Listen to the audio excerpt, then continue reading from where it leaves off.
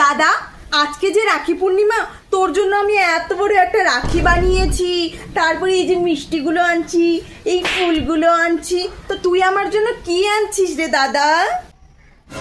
কি আর দিব রে, তোর এই যে মিষ্টিগুলো, এই রাখিগুলো কে যে আইনে দিল, এটার যে পয়সাটা যে কে দিয়েছে। কি করে? ঠিক আছে ঠিক আছে, তবু একটা আমি তোকে পার্স দিব।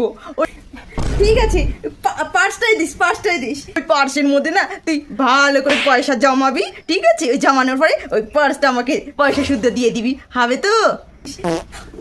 সব কিছু আইনে দিও, তারপরে আবার কি লাগবে? নিজের পয়সাতে একটা খরচা করে না, আবার আইনে দিবি। ঠিক আছে, লাগবে না, তুই এটাই পড়।